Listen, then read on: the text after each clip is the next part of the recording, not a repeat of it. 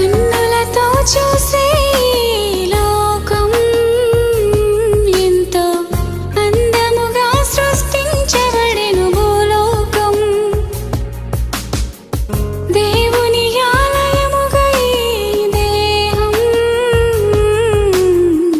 పరిశుద్ధునిగా సృష్టించే శరీరం.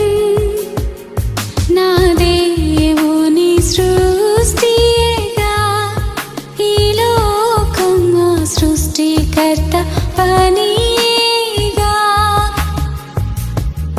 నా యేసుని సృష్టియేగా ఈ లోకం, నా సృష్టికర్త